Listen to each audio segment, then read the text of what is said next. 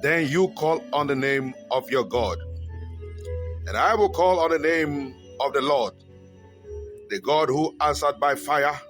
He is God. Then all the people said, what you say is good. 1 Kings chapter 18, verse 24. Good morning. Welcome to Faith Expression. This morning, our topic is, do you know your God? Do you know your God?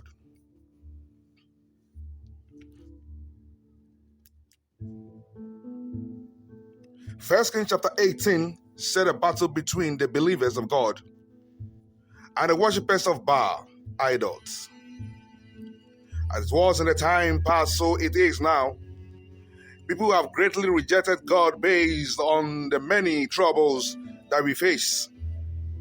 Jezebel, queen, a wicked ruler, has jailed, killed, and banished several of God's prophets, preachers, apostles, etc. But our God chose to demonstrate his power by sending his prophet Elijah to set the record straight.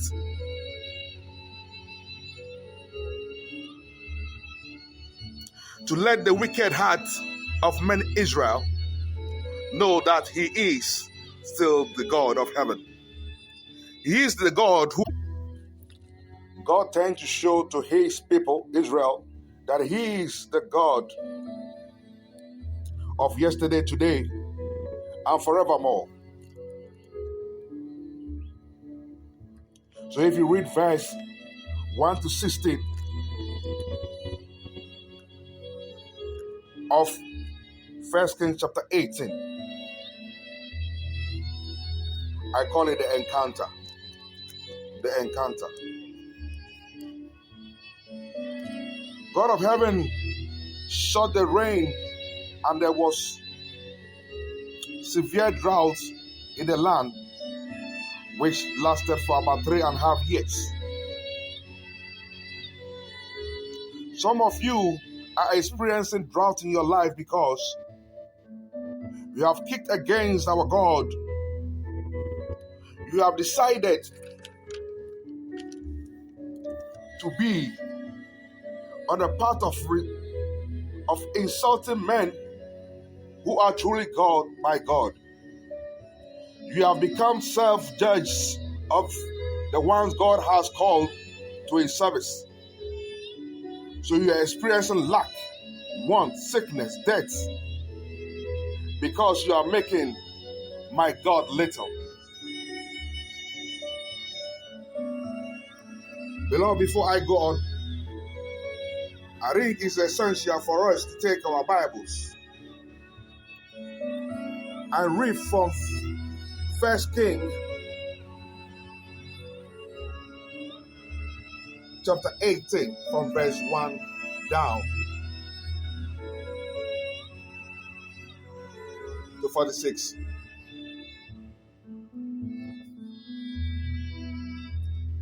Now after a long time, in the 3rd year, the word of the Lord came to Elijah. Go and present yourself to Ahab, and I will send rain on the land. So Elijah went to present himself to Ahab.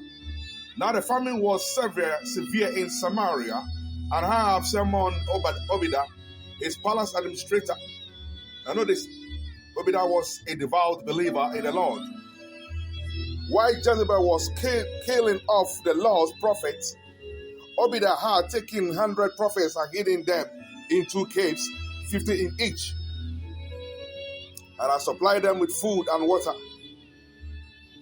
And Ahab said to Obadiah, go through the land to all the springs and valleys. Maybe we can find some grass to keep the horses and mules alive, so we will not have to kill any of our animals. So they divided the land they were to cover, Ahab going in one direction and Obadiah in another. And Obadiah was walking along. Elijah met him. Obadiah recognized him, bowed down to the ground, and said, it is really you, my Lord Elijah? Yes, he replied, Go tell your master Elijah is here. Where have I done wrong, asked Obadiah? What that you are handing your servant over to Ahab to be put to death? As surely as the Lord your Lord lives, there is not a nation or kingdom where my master has not sent someone to look for you. And whenever a nation or kingdom claims you are not there, he has made them swear could not find you. But now you tell me to go to my master and say, Elijah is here. I don't know where the Spirit of the Lord may carry you when I leave. If I go and tell Ahab I didn't find you, he will kill me. Yet your servant have worshipped the Lord since my youth. Haven't you heard, my Lord, that I did with Jezebel? Was killing the prophets of the Lord. He hundreds of the lost prophet in 2 caves, 15 each, and supplied them with food and water. And now you tell me to go to my master and say, Elijah is here? You will kill me. Verse 15, Elijah said, as the Lord God lives, whom I serve, I will surely present myself to Ahab today. So Obadiah went to Moab to meet Ahab and told him Ahab went to meet Elijah. When he saw Elijah, he said to him, is that you, troubler of Israel? I have not made trouble for Israel, Elijah replied, but you and your father's family have. You have abandoned the Lord's commands and have followed the Baals. Now summon the people from all over Israel to meet me on Mount Carmel and bring forth 450 prophets of Baal and 400 prophets of Asherah who eat at Jezebel's table. So Ahab sent word throughout all Israel and assembled the prophet on Mount Carmel. Elijah went before the people and said, how long will you waver between two opinions? If the Lord is God, follow him. But if Baal is God, follow him. But the people said nothing. Then Elijah said today, I am the only one of God's lost prophet left. But Baal has 450 prophets. Get 2 booths for us. Let Baal prophet choose one for themselves. And let them cut it into pieces and put it on the wood, but not set it on fire.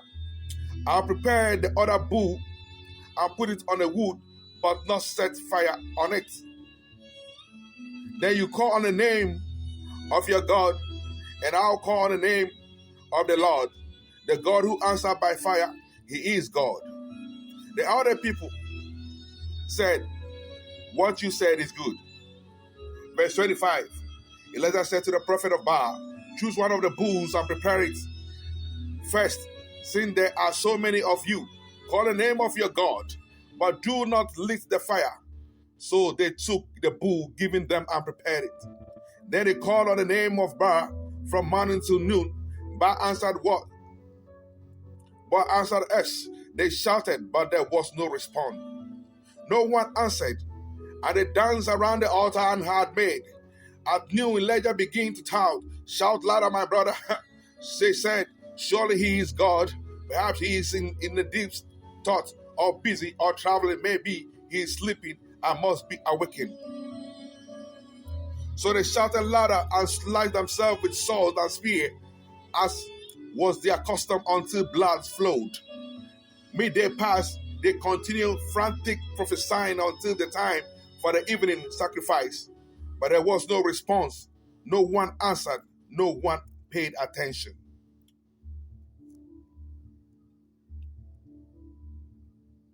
Then Elijah said to the people, come here to me. They came to him and repaired the altar of the Lord, which had been torn down. Elijah took 12 stones, one for each of the tribes descended from Jacob, to whom the word of the Lord had come, saying, your name shall be Israel. With the stones he built an altar in the name of the Lord, and he dug a trench around the large enough to hold 2 sets of seed. He arranged the wood, cut the bull into pieces, laid on the wood. Then he said to them, fill 4 large jars with water and pour it on the offering and on the wood. They do it again, he said, And they did it again. Did it at the third time. He ordered that they did it the third time. The water ran down around the altar and even filled the trenches. At the time of sacrifice, Prophet Elijah stepped forward and prayed, Lord, the God of Abraham, Isaac, and Israel, let it be known today that you are God in Israel, and that I am your servant, and I have done all these things at your command. Answer me, Lord, answer me, so that these people will know you, our Lord, our God, that you are turning their hearts back again. The fire of the Lord fell and burned up the sacrifice, the wood, the stones, and the soil, and also licked up the water in the trenches. When all the people saw this, they fell prostrate and cried, the Lord, He is God. The Lord, He is God. Then Elijah commanded them, seize the prophet of Baal. Don't let anyone get away. They seized them, and Elijah had them brought down to Kishon Valley and slaughtered there. Elijah said to Ahab, go eat and drink, for that is the sound of heavy rain. So Ahab went off to eat and drink, but Elijah climbed to the top of Carmel, bent down to the ground and put his face between his knees. Go and look towards the sea, he said to his servant. And he went up and looked. There is nothing here. He said 7 times, Elijah, go back. The 7th time the servant reported, a cloud as small as a man's hand is rising from the sea. So Elijah said, go and tell Ahab, hitch up your chariot and go down before the rain stops you. Meanwhile, the sky grew black with clouds, winds rose, a heavy rain started falling, and Ahab rode off to Jezreel. The power of the Lord came on Elijah. Tucking his coat into his belt, he ran ahead of Ahab all the way to Jezreel.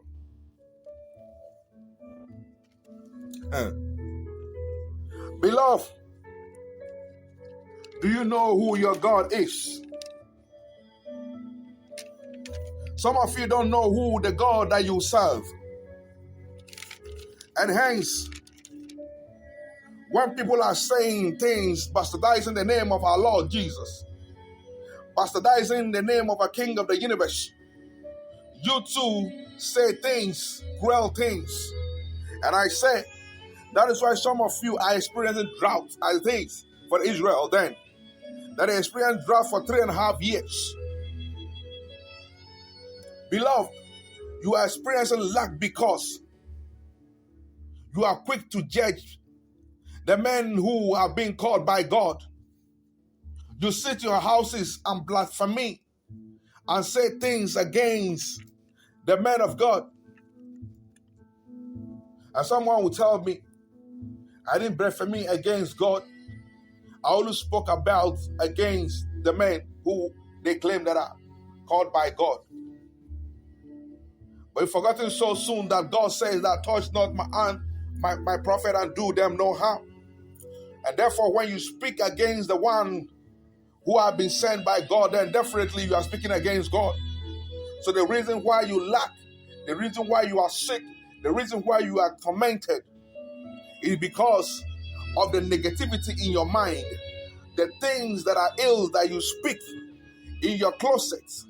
Then you become a judge of yourself to the servant of God. Let me warn you, as it was in the time of old, just as it did with Miriam against Moses, when Miriam decided to speak against Moses, thinking and saying that whether it was only Moses that God has called, because he felt that Moses have done contrary. Who are you to judge a man of God? I ask you this. I've often warned friends to stay away from the debates or speaking against men who claim that are called by God. Whether it is true that they are called by God, whether it's not that they are not called by God, whether they are self-called or truly called, it is not your business. The business that you have is the words that they speak. Is that word they speak, is it from God? You will know. The Bible said that by their fruit you shall know them. So therefore there was an encounter God tried to set the record straight.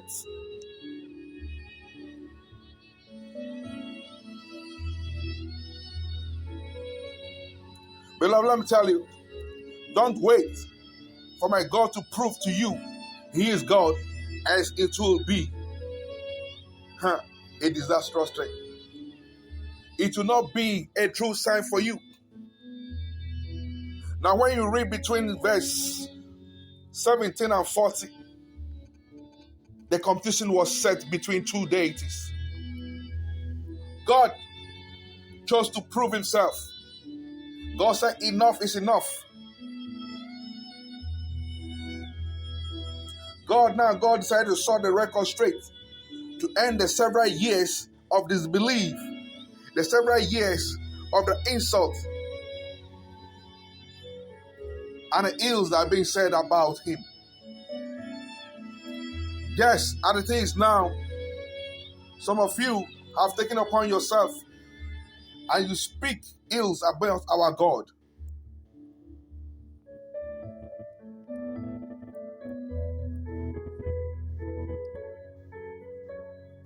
So therefore, when you read verse 17 to 40 of 1 Kings 18, that as soon as Ahab met Elijah, he tried to hold the prophet responsible for the calamity befallen Israel, calling Elijah the troubler of what? Israel.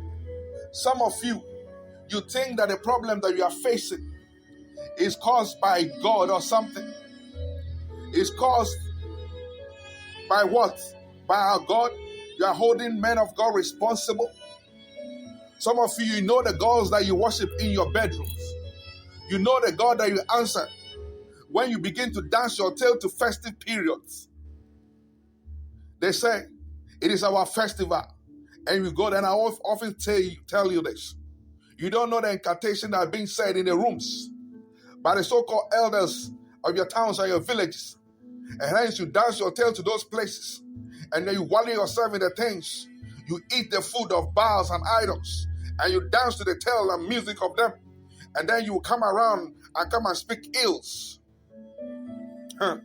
Elijah immediately threw the accusation back at Ahab for the apostate sin of him and his father's house, forsaking Yahweh and following Baals. You are forsaking God. You are forsaking Yahweh.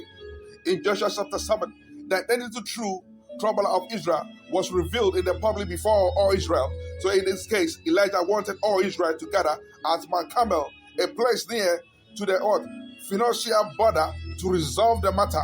The people of Israel at this point seem not to behold Jehovah monotheism no anymore, as they did react to the choice of Elijah offering at all Yahweh or Baal alone. But they agreed to witness the competition. Just as some of you are. You have become doubting Thomas. You always want to see to believe. Beloved, I tell you, just as the prophet of Baal was slaughtered, be careful, because you cannot stand the competition between you and our God. That your little idols, that thing that you have put there, how can you worship the created thing instead of the Creator? But yesterday I agreed to witness the competition. A miracle must bring truth to light. It was quickly revealed that the Baals are incapable of doing this, even after their priests performing the whole cultic and ritual activities of Baalistic religion.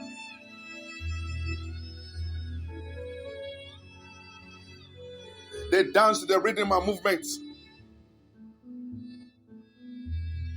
beating up ecstasy, dancing and cutting themselves with what cutlass and whatever. This violent cultic frenzy of ballistic activity with sword and laces can be attested to this day. You know what we witness in our market circles when you go to see them in your so-called festive period? when the so-called little gods come around and dance and shake their tails and dance in a rhythmic way and begin to call themselves and begin to throw some fire in their mouth and begin to dance unto the admiration of you fake listeners. You've forgotten so soon the God that brought you out of the land of Egypt. As it was in the times of old, so it is in the time now.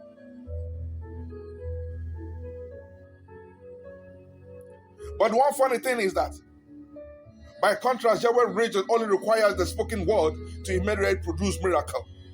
So Elijah cried out, and the fire came what? To consume. Now, beloved, the people saw the demonstration of divine power quickly turned to Yahweh. They turned to his side with a call of faith. The Lord indeed is God.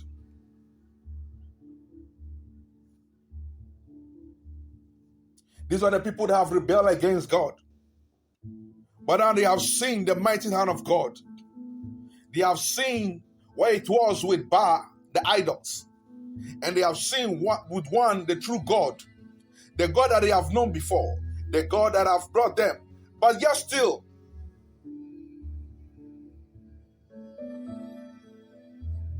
they wanted to witness the power between the deities.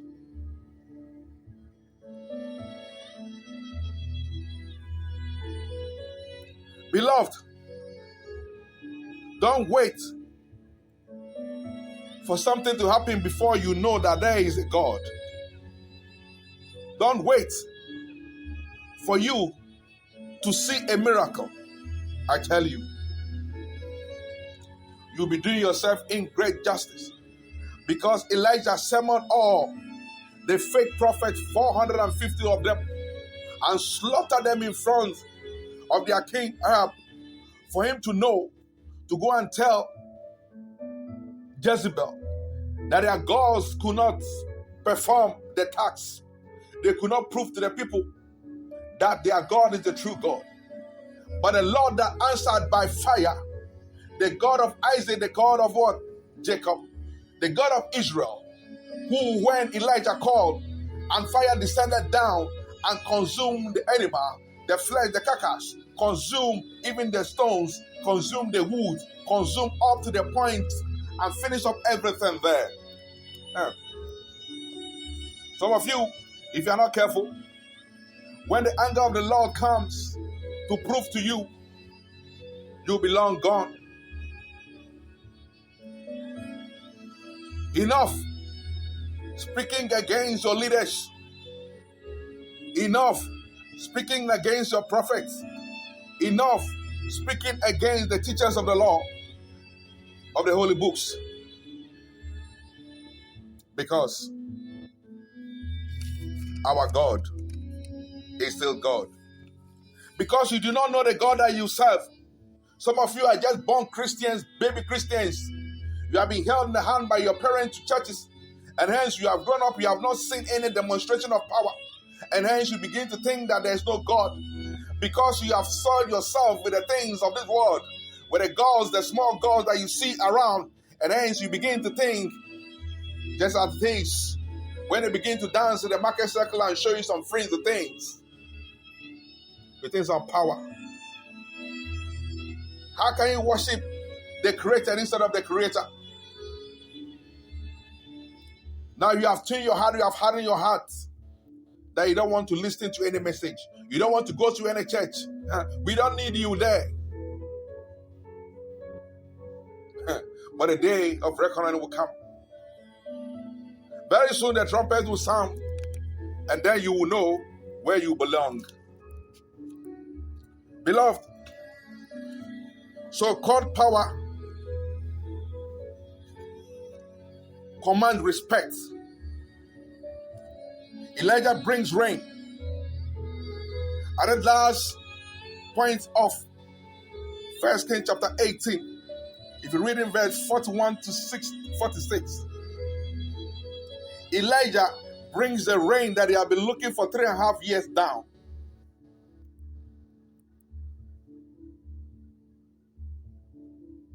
He said the triumph of Elijah on my camel seems to make King Ahab even listen to Elijah's word, that the king should eat and drink while expecting the rain to come soon.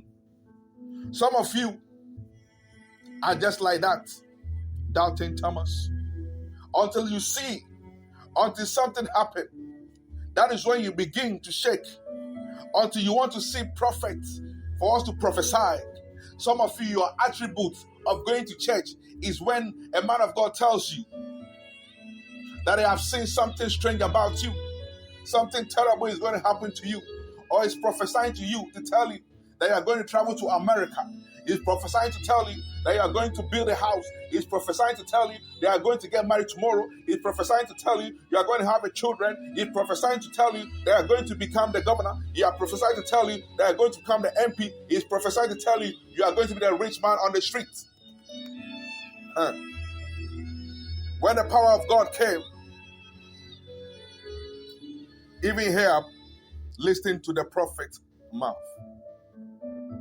The prophet told him to go and eat and drink. For the return of the rain is near. Beloved, I don't know what we are going through, but I'll tell you that God is going to bring forth a powerful rain. God is going to send down a rain much more than you can imagine. The blessings of heaven is coming down upon you. I leave you here. I pray God in His infinite grace bless you and keep you. Let His grace shine upon you. Let Him show. Let His power come upon you. Solve all the problems that you have in your houses. The problems, the ills, the difficulties that you are going through. Oh, God in heaven should come and resolve that for you. I tell you, beloved, if you know your God, you will not be murmuring. I do know my God, and I pray, and I ask you, do you know your God? I know my God. My God answered by fire. My God makes the blind to see. My God walked on the water. My God commanded fire to come down. My God resurrected Lazarus from the dead. He can do the same for you. As you move out this Sunday morning, as you move out on this day of worship, I tell you, this very minute, as you step out from your room, out from your house, God in heaven should meet you according to your needs. He's going to bless you. Whatever thing that you have said that is hindering you, the blaspheming, the things that you said against men of God that is fighting you, I pray that God in heaven forgive you. And let the blessings come upon you. Just like you send the rain, it has been 3.5 years of pain.